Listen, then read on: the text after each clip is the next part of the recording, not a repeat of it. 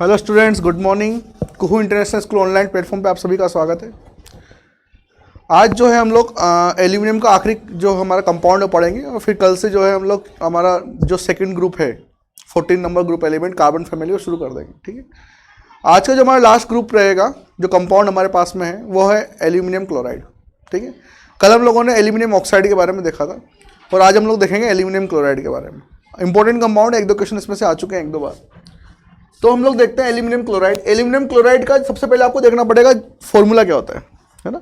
Aluminium chloride, जो aluminium है उसके पर चार्ज होता है +3 और क्लोरीन पर चार्ज होता है -1। अगर मैं क्रिस क्रॉस करूं इस तरीके से तो इसका जो 1 है वो इसके नीचे आ जाएगा और जिसका Cl है वो इसके नीचे आ जाएगा। तो एल्यूमिनियम क्लोराइड का फॉर्मूला आ जाएगा आपके पास में AlCl3। अब हम लोगों को देखनी है इसके अंदर इसकी प्रॉपर्टीज, इसके अंदर हमें देखनी है इसकी प्रॉपर्टीज।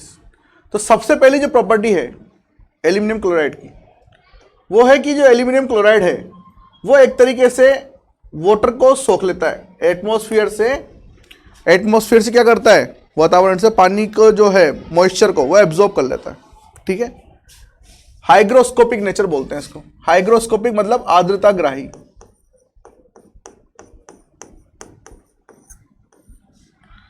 तो एब्जॉर्ब मॉइस्चर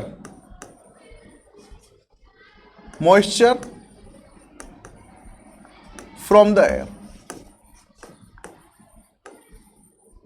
तो जो वातावरण से क्या करता है, ये पानी को सोख लेता है।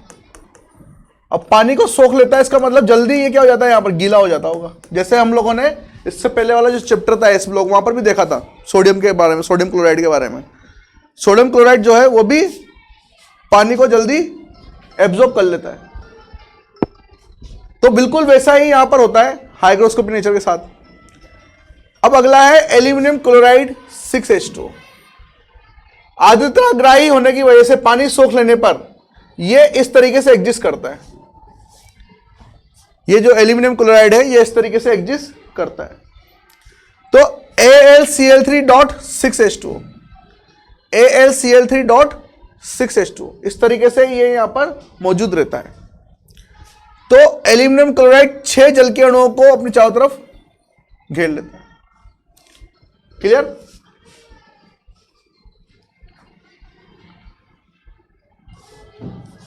अब यहां पर हम लोगों को देखनी पड़ेगी इसकी प्रॉपर्टीज। प्रॉपर्टीज में यह कि इसका सबसे पहले देखना पड़ेगा आपको फॉर्मेशन कैसे होता है। ठीक है, एब्जॉर्ब कर लिया इसने मॉइस्चर और आपको बना के दे दिया इसने AlCl3.6H2। जैसे हम लोगों ने पहले देखा है ना, पिछले कंपाउंड्स भी देखे, बोरोन के भी कंपाउंड देखे थे हम लोगों ने, कि वहां पर जल के अणु एक दूसरे इनको क्या कर लेते हैं, घेर लेते हैं, क्रिस्टलाइज कर देते हैं, क्रिस्टलीकरण बोलते हैं इसको। क्लियर? अब यहां पर देखो एल्यूमिनियम हाइड्रोक्साइड और HCl की रिएक्शन आपस में कराई जाए तो क्या एल्यूमिनियम क्लोराइड फॉर्मेशन हो सकता है? हाँ, हो सकता है। एल्यूमिनियम हाइड्रोक्साइड में जो एल्यूमिनियम है वो होगा +3 और जो OH है वो होगा -1 और HCl में जो H होगा वो होगा प्लस और Cl होगा माइनस। तो इसका H तो इसके OH के साथ में रिएक्शन करेगा और इसका एल्यूमिनियम इसके साथ में रिएक्शन करेगा क्लोरीन के साथ में। तो यहां पर बन जाएगा AlCl3+H2 AlCl3+H2। और इसके साथ में अब यहां पे देखो Al2O3 जो है यहां पर है क्लोरीन और कार्बन के साथ में। Al2O3 को हम लोगों ने किसके साथ में लिया है, क्लोरीन और कार्बन के साथ में। क्लियर? तो यहां पर AlCl3 तो बनेगा, यहां पर AlCl3 तो बनेगा, लेकिन साथ में यहां पर बनेगी कार्बन मोनोऑक्साइड। यहां पर साथ में बनने वाली है कार्बन मोनोऑक्साइड। ये थोड़ा इंपॉर्टेंट है। कौन सी गैस निकलती है? Carbon monoxide. क्लियर? अगला देखो, यदि हम लोग Al2O3 को N2 की प्रेजेंस में कार्बन के साथ में रिएक्शन कराएं, Al2O3 को N2 की प्रेजेंस में कार्बन के साथ, यहां पे किसकी प्रेजेंस में कराया, Cl2 की प्रेजेंस में, तो LCl3 बन गया, कार्बन मोनोऑक्साइड रिलीज हो गई। यहां पर कौन सा कंपाउंड बनेगा? कंपाउंड तो यहां पर भी क्या बनने वाला भाई? LCl3 बनने वाला है। और LCl3 को जब पानी में डालेंगे, LCl3 को क्या करें? पानी में डाल दें, तो यहां पे बनेगा AlOH थ्राइस। अच्छा, LCl3 के साथ में यहां पर और क्या बनने वाला है? यहां पे बनने वाली है NO, सॉरी यहां पर जो है हम लोगों ने देखा नहीं ध्यान से, यह है Al2O3 कार्बन और N2। तो N2 अगर यहां पर है तो क्या बनेगा? यहां पर बनेगा एल्यूमिनियम नाइट्राइड। यहां पर बनेगा एल्यूमिनियम नाइट्राइड। इस जगह पर, इस क्वेश्चन मार्क की जगह पर क्या बनने वाला है? Aluminium nitride. और प्लस साथ में कौन सी गैस होगी? यहां पर भी CO गैस। क्लियर? अब एल्यूमिनियम नाइट्राइड को अगर पानी में डाला जाए, ये हम लोग पहले भी देख चुके हैं, अगर एल्यूमिनियम नाइट्राइड को पानी में डाला जाए तो यहां पे क्या बनेगा? यहां पे बनेगा AlOH थ्राइस। एल्यूमिनियम नाइट्राइड को अगर हम लोगों ने डाल दिया पानी में तो यहां पे बनेगा एल्यूमिनियम हाइड्रोक्साइड प्लस, इसको डाल रहे हैं सिर्फ पानी में, एल्यूमिनियम नाइट्राइड को, CO को नहीं डाल रहे, ये अलग है, इसको डाल रहे हैं सिर्फ, ठीक है, H2O के अंदर। तो एल्यूमिनियम हाइड्रोक्साइड प्लस NH3। अब अगर मैंने इसको हीट किया, इसको क्या कर दिया मैंने? हीट कर दिया, गर्म कर दिया, ठीक है। तो अगर मैंने इसको हीट कर दिया तो यहां पे बनेगा एल्यूमिना, और एल्यूमिना को बोला जाता है Al2O3। तो अगर आपको इस रिएक्शन को कहां से स्टार्ट करना है? Al2O3 से, और वापस कहां पहुंचना है? Al2O3 पर। तो इन सारे पदों को आप यूज में ले सकते हो, ठीक है। सबसे पहले हम लोगों ने Al2O3 की रिएक्शन कराई कार्बन से in the presence of nitrogen gas, आपको बना एल्यूमिनियम नाइट्राइड। यहां पे जो बन रहा है ये, इसका नाम है एल्यूमिनियम नाइट्राइड, पहले भी पढ़ चुके हैं इसके बारे में। एल्यूमिनियम नाइट्राइड को पानी में डाले तो हम लोगों को एल्यूमिनियम हाइड्रोक्साइड मिल गया, एल्यूमिनियम हाइड्रोक्साइड को गर्म किया तो एल्यूमिना मिल गया Al2O3। क्लियर? अब वहां पे जो एल्यूमिना है Al2O3, वहां पे एल्यूमिना नहीं है वो, ठीक है, उसके अंदर इंप्योरिटीज है, उसके अंदर क्या है? इंप्योरिटीज। जबकि यहां पर जो आपको मिल रहा है ये प्योर मिलने वाला है। क्यों प्योर मिलने वाला है? क्योंकि जो कार्बन है it is use to reduct. ये किसके काम में आता है? रिडक्शन करने के काम में आता है। कार्बन किस काम में आता है? रिडक्शन करने के काम में आता है। और इस प्रोसेस को हम लोग बोलते हैं स्मेल्टिंग, ठीक है, हिंदी में भी इसको इंग्लिश स्मेल्टिंग ही बोलते हैं। इस प्रोसेस को हम लोग बोलते हैं स्मेल्टिंग। क्लियर? 10th क्लास में आया होगा ये। अगला है एल्यूमिनियम क्लोराइड को यदि हम लोग एल्यूमिनियम क्लोराइड .6H2O को यदि हम लोग हाइड्रोलाइसिस करें, क्या करें? हाइड्रोलाइसिस। हाइड्रोलाइसिस का मतलब होगा जल अपघटन। हाइड्रोलाइसिस का मतलब होगा जल अपघटन। हम इसका करें जल अपघटन, तो जल अपघटन करने पर यहां पर बनेगा Al2O3। क्या बनने वाला है यहां पर? Al2O3, ठीक है, प्लस साथ में यहां पर गैस निकलेगी HCl। जबकि अगर इसी को हम लोग Cl2 की प्रेजेंस में हाइड्रोलाइसिस करें, हम लोग क्या करें? Cl2 की प्रेजेंस में हाइड्रोलाइसिस करें, मतलब मुझे क्या चाहिए? मुझे इस कंपाउंड से AlCl3 चाहिए। इस कंपाउंड से क्या चाहिए मुझे? AlCl3 चाहिए। अगर मैंने इसको गर्म किया, जल अपघटन का मतलब मैंने इसको क्या किया? गर्म किया। अगर मैंने इसको गर्म किया सिंपल ऐसे ही नॉर्मली, तो आपके पास में AlCl3 की जगह क्या बन जाएगा? Al2O3 बन जाएगा, ठीक है। तो अगर मुझे इससे AlCl3 चाहिए तो मुझे कौन सा एटमॉस्फेयर लेना पड़ेगा? मुझे एटमॉस्फेयर लेना पड़ेगा क्लोरीन का, Cl2 का। क्लियर? AlCl3.6H2O से मुझे चाहिए AlCl3, मतलब यहां से पानी के अणु हटाने हैं। तो पानी के अणु हटाने के लिए अगर आप सोचो कि उसको गर्म कर दें, जल के वाष्प बन के उड़ जाएंगे, तो वो गलत है। अगर आपने ऐसा इसके साथ किया तो वहां पर उल्टा जल अपघटन हो जाएगा, और जल अपघटन होने से क्या बन जाएगा? यहां पर Al2O3 बन जाएगा, ठीक है। यहां पर Al2O3 अलग हो जाएगा, HCl अलग हो जाएगा, ठीक है। तो अगर आपको इससे AlCl3 चाहिए, इस कंपाउंड से जल के ये हटाने आपको 6H2O, तो आपको यहां पे सिंपल सी एक चीज करनी है कि आपको गर्म तो करना है, लेकिन एटमॉस्फेयर कौन सा ले लेना है, क्लोरीन का। ठीक है, क्लोरीन का एटमॉस्फेयर वातावरण ले लेना, तो आपको ये मिलेगा। बहुत इंपॉर्टेंट क्वेश्चन है ये। अगला, aluminium forms dimer in solid. Aluminium क्या करता है, डाइमर फॉर्म करता है, क्यों? ठीक है, AlCl3 फॉर्म्स डाइमर। जिस तरीके से हम लोगों ने पिछले टॉपिक के अंदर बोरोन के अंदर देखा था कि BH3 डाइमर फॉर्म बनाना था, किसके लिए, B2H6 बनाना था स्टेबिलिटी के लिए, उसी तरीके से AlCl3 भी क्या करते हैं, यहां पर डाइमर बनाते हैं to get the stability. Stability कैसे, कि यहां पर जो ये क्लोरीन है, इस क्लोरीन के पास यहां पे होते हैं 3 तरह के लोन पेयर, 3 एकांकी इलेक्ट्रॉन होते हैं, इसके पास भी 3 एकांकी इलेक्ट्रॉन युग्म होंगे।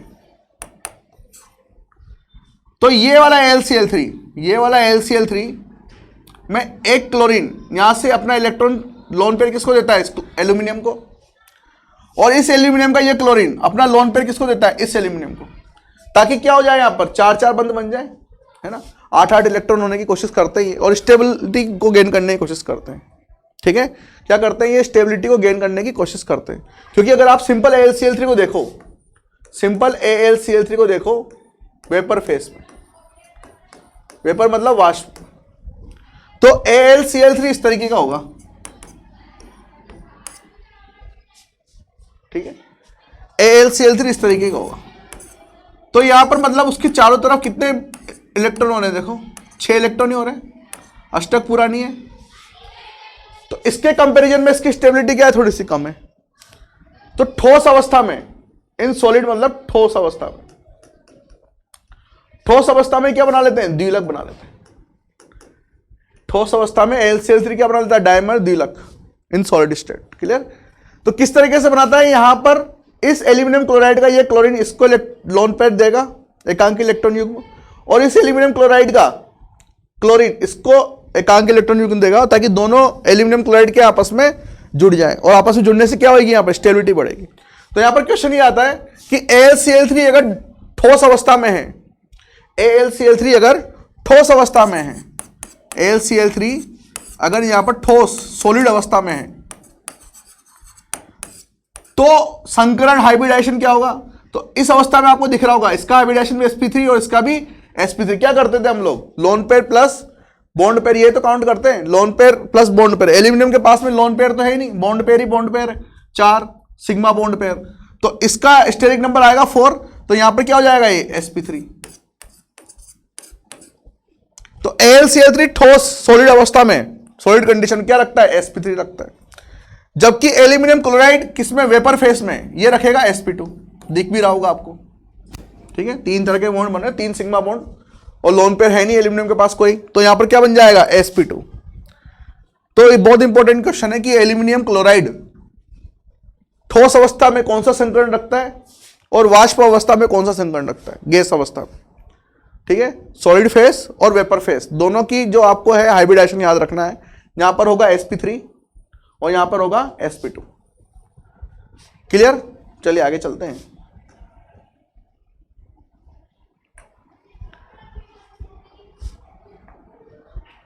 अगला है केमिकल प्रॉपर्टीज।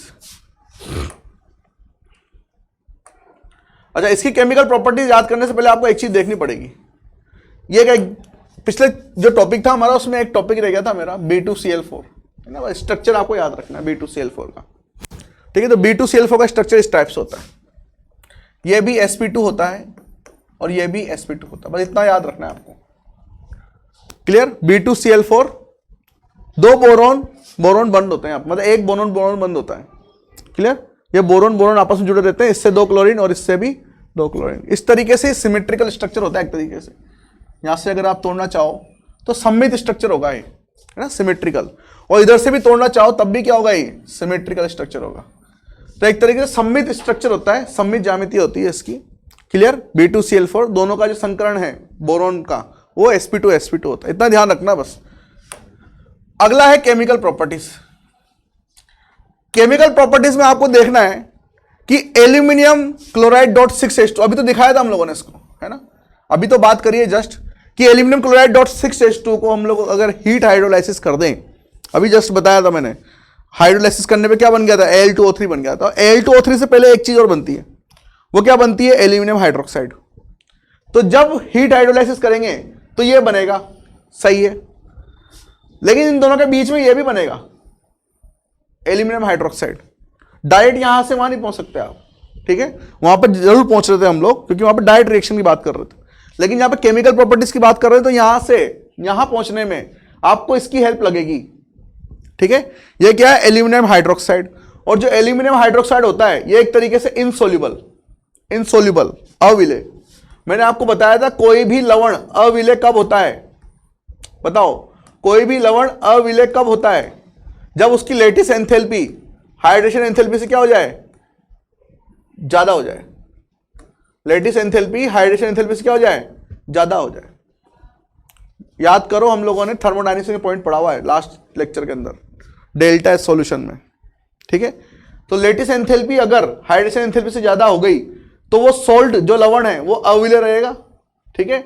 और यहां पर ये अवक्षेप बना देगा, कौन से कलर का, सफेद कलर का, व्हाइट पीपीटी मतलब सफेद अवक्षेप। क्लियर।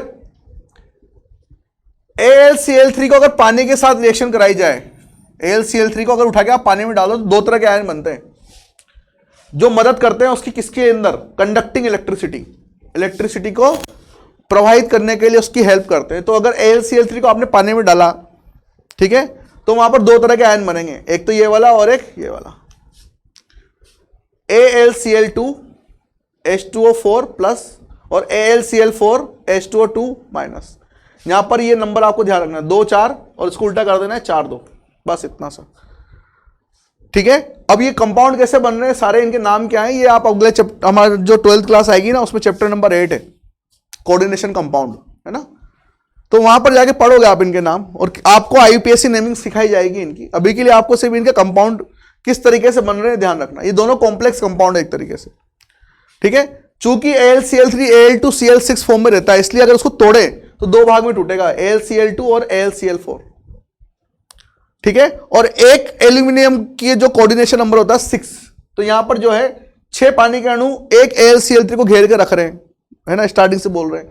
तो AlCl2 तोड़ा हम लोगों ने, AlCl2 और AlCl4, ठीक है। अब पानी के अणु 6 हैं, तो 2 और 4 6 और 2 और 4 6, इस तरीके से बनेंगे, 2 और 4 6, 4 और 2 6। क्लियर। तो ध्यान रखना, इसके साथ में AlCl2 के साथ में 4 पानी के अणु आएंगे, जबकि यहां पर 4 AlCl4 के साथ में 2 पानी के अणु आएंगे।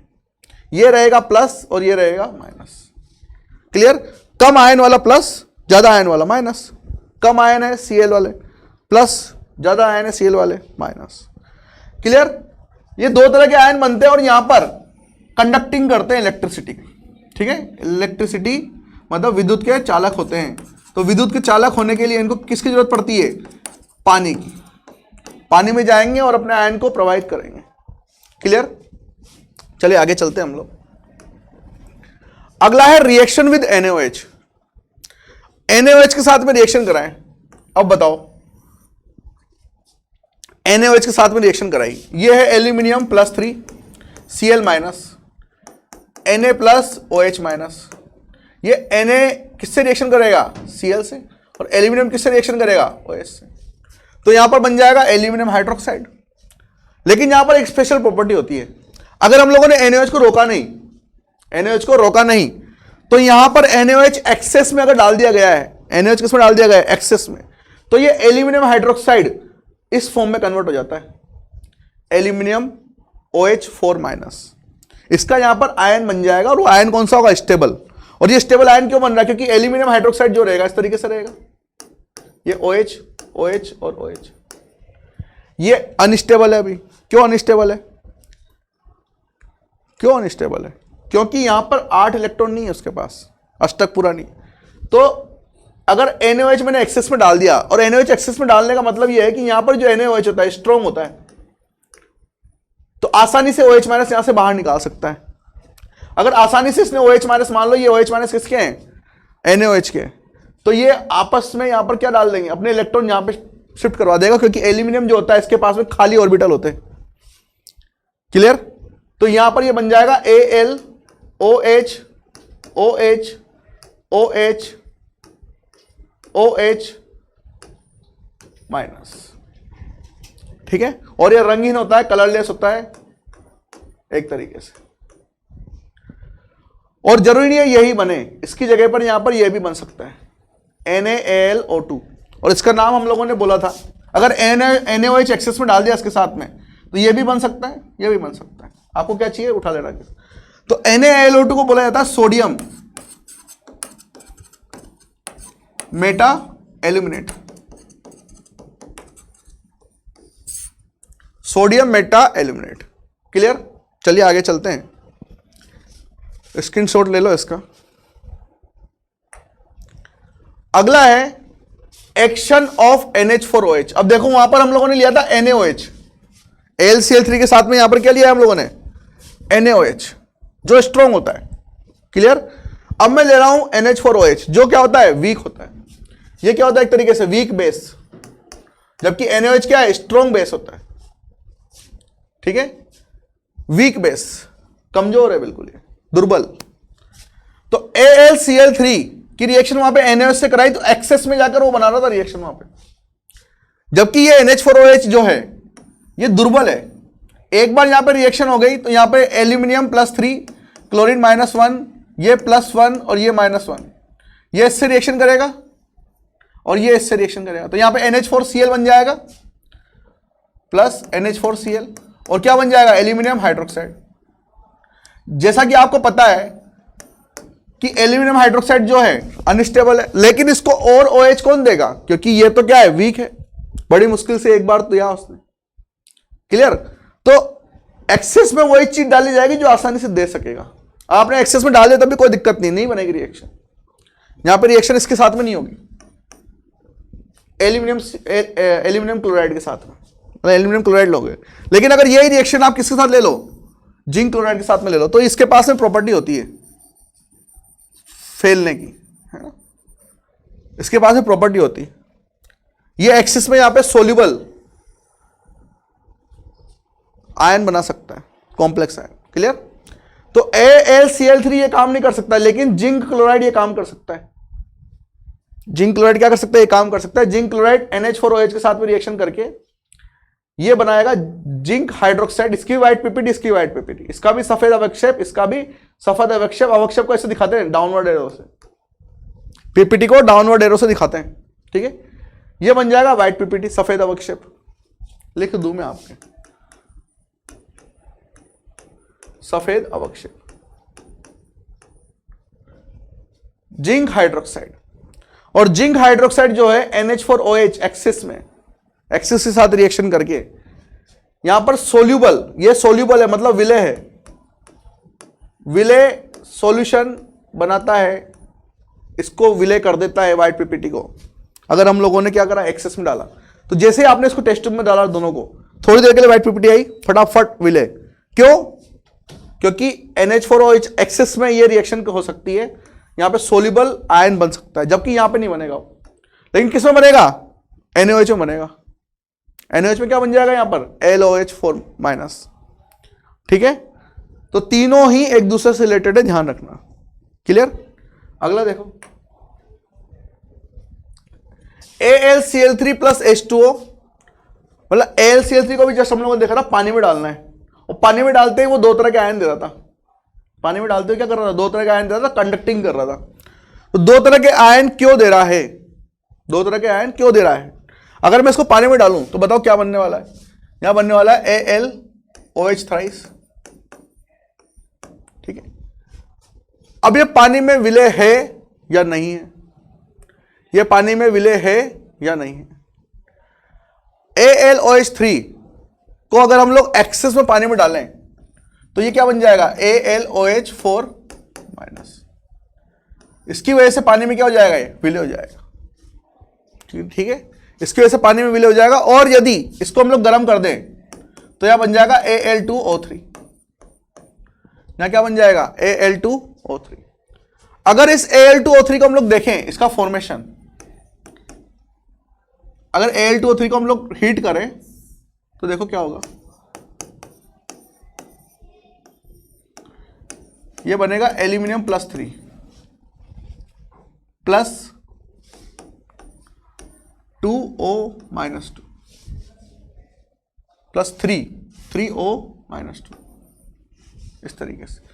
तो यहां पर जो है एल्यूमिनियम हाइड्रोक्साइड एक्सेस में पानी में जाने पर विलय हो जाता है। क्या हो जाता है? विलय हो जाता है। एक्सेस में पानी में जाने पर क्या हो जाता है? विलय हो जाता है, क्योंकि LOH4 माइनस आयन बनता है। तो ऐसा इसलिए हो रहा है क्योंकि यहां पर जो हाइड्रेशन एनर्जी है, जलीयकरण की ऊर्जा, वो जालक ऊर्जा से ज्यादा होती है। मैंने आपको बताया था कि अगर जालक ऊर्जा जलीयकरण ऊर्जा से ज्यादा है तो पीपीटी बनेगी, लेकिन अगर हाइड्रेशन एनर्जी जलीयकरण ऊर्जा जालक ऊर्जा से ज्यादा है तो वो विलय हो जाएगा। अविलय चीज भी क्या हो जाएगी? विलय हो जाएगी। क्लियर? चलिए आगे चलते हैं।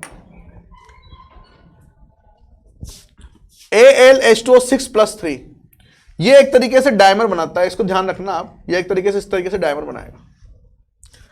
AlH2O6 + 3, अगर मैं इससे एक H+ आयन निकाल दूं, यहां से क्या कर रहा हूं मैं, H2O है, H2O में से एक H+ आयन निकाल रहा हूं, तो एक H+ आयन निकालते ही ये यहां पर एक OH- बच जाएगा और ये किस में बदल जाएगा? 5 में। 5 H2O रह गए और एक OH- रह गया और एक H+ आयन यहां से बाहर निकल गया। ठीक है, तो इस आयन को हम लोग इसमें बदल सकते हैं। और इसको इसमें क्यों बदल रहे हैं? ताकि मुझे क्या मिले यहां पर? डायमर मिले, स्टेबल फॉर्म मिले। ये बन जाता है यहां पर डायमर। ठीक है, द्विलक बन जाएगा यहां पर। क्या बन जाएगा? द्विलक। और ये स्टेबल होता है, ये वाला द्विलक। और ये दिखेगा आपको, आगे आप जाओगे ना, इसका IUPAC नेम लिखने को मिलेगा आपको। ठीक है, तो ध्यान रखना, अगले जो क्लास रहेगी आपकी, ये मिलेगा आपको वहां पर। तो इसको बनाने के पीछे कारण है क्योंकि मुझे द्विलक बनाना है, और इसको इससे बनाया जाएगा। इससे क्या करेंगे? एक H+ को यहां से बाहर निकाल देंगे, वो H+ बाहर निकल गया। क्लियर? अब है AlCl3 की रिएक्शन हम लोग किससे कर दे? लिथियम हाइड्राइड से। AlCl3 की रिएक्शन किससे कर दे? लिथियम हाइड्राइड से। अगर एल्यूमिनियम क्लोराइड की रिएक्शन लिथियम हाइड्राइड से करी तो यहां पे बनेगा lithium aluminium hydride. Lithium aluminium hydride, इसकी बात पहले भी कर चुके हैं हम लोग। यह प्रबल अपचायक होता है, प्रबल अपचायक होता है। Lithium aluminium hydride. तो ऑर्गेनिक केमिस्ट्री में लिथियम एल्यूमिनियम हाइड्राइड बहुत काम की चीज है। क्यों? क्योंकि वो हमें, लिथियम एल्यूमिनियम हाइड्राइड हमें H- आयन प्रोवाइड करता है, हाइड्राइड आयन। ठीक है, इसलिए इंपॉर्टेंट है क्योंकि ये रिड्यूस करने के लिए H- आयन प्रोवाइड करता है। ठीक है, और ये हम लोग किसी भी कंपाउंड को दे देंगे तो गेन करके क्या हो जाएगा? रिड्यूस हो जाएगा। क्लियर? आगे चलते हैं। आगे है एलम्स। ये एलम्स क्या होते हैं, इस पे गौर करना। ठीक है, एलम्स फिटकरी जिसको बोलते हैं हम लोग, है ना। एलम्स अलग अलग तरह के होते हैं। तो एलम का सामान्य सूत्र ये होता है M2SO4.M2SO4(24H2O। तो इस एल्यूमिनियम के पास में प्रॉपर्टी होती है कि वो क्या बना ले, यहां पर आपके पास, यहां पे वो बना ले, एलम बना ले। ठीक है, तो M2SO4, अब यहां पर दो तरह के मेटल होंगे, मतलब मेटल होंगे। एक तो होगा जिसकी जो यहां पर वैलेंसी होगी वो होगी +1, और एक मेटल होगा जिसकी वैलेंसी कितनी होगी? +3। एक मेटल यहां पे वो होगा धातु जिसकी वैलेंसी +1, जिसकी संयोजकता क्या होगी? +1। और दूसरा क्या होगा? M- मान लो इसको, ये M-, इसकी जो वैलेंसी होगी वो होगी +3। क्लियर?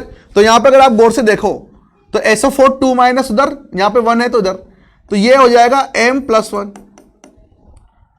और जबकि यहां पर जो M है ये रहेगा +3 में। उसी के बेसिस पे यहां पर हम लोगों ने क्या करा? पोटाश एलम का फॉर्मेशन किया। इसको बोलते हैं पोटाश एलम। Potash alum.